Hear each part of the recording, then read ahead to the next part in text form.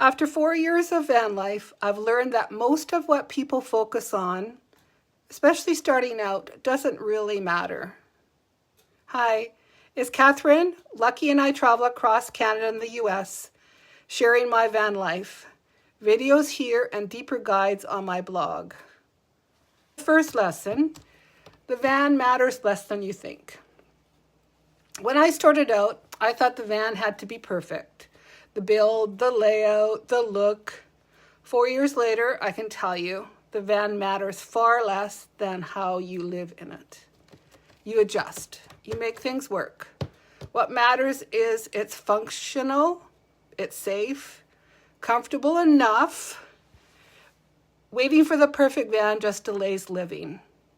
If I started out, I would go slow with the build. Be in your van traveling with just a mattress and basic supplies. See what you need, see what you want, what layout works best for you. Go slow and do you. Lesson number 2, routine saves you. Van life sounds like total freedom, and it is, but freedom without routine can actually wear on you. What saved me were small routines, my morning coffee, walking Lucky. Having my bookkeeping business that I work on about 10 hours a week gave me structure. Having an evening routine. For me, these routines gives van life stability. Without it, everything feels harder than it needs to be. Lesson number 3, budgeting matters more than miles. I used to think traveling further meant I was doing van life right. But the truth is, budgeting matters. Gas, repairs, groceries, the little things add up. For my first 2 years, it was all about seeing as much as I could. I had long travel days, stress of finding a new place to park every night. Those first 2 years were a whirlwind tour of Canada and the United States. It was fun, it was fabulous, but it was not necessarily sustainable for me financially in the long term.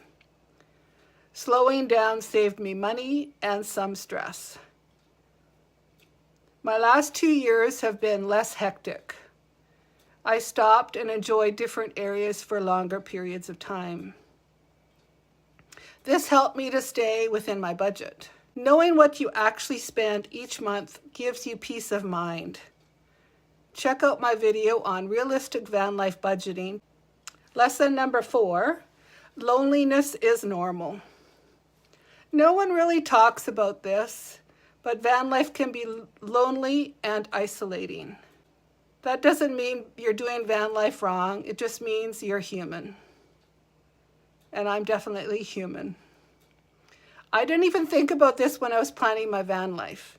It was all about the van, and I saw van life as being freedom to travel and do what I want. I didn't realize I would be spending 95% of my time alone. Yes, you can meet people, but my experience, it is harder than you think, especially if you're traveling a lot. I learned to enjoy my own company.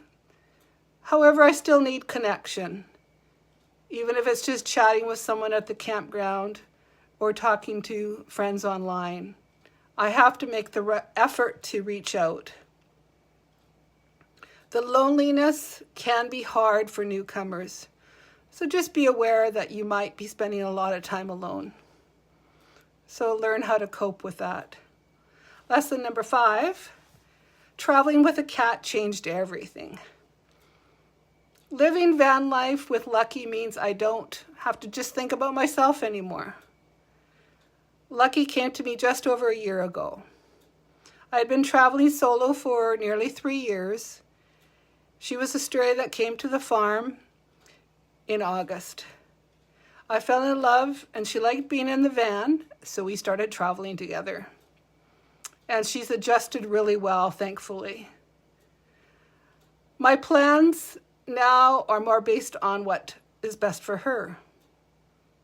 And that's made van life better, not worse for me. My stops now revolve around her needs. She likes to go and do her business outside, so I need an area where she can dig. My previous truck stops or rest stops do not work as well anymore. I do more off-road parking since she has been with me. I also have to think more about the temperature in the van. Is it too hot, too cold? I have to think of her comfort. I love having her in my life, but just know a pet can add to the overall stress of van life. Totally has benefits, but there are disadvantages as well. So just be aware. Lesson number 6, slow travel is better. I thought I'd always be chasing the next destination. Don't get me wrong, I still love to see new places and explore roads I've not traveled on. However, the destination and ticking off my bucket list of all the sites I've seen isn't necessarily the most important thing anymore. Some of my best memories happened when I stayed put. My slow days exploring an area. Quiet mornings looking at the water while I was parked at the Texas beach for 2 weeks.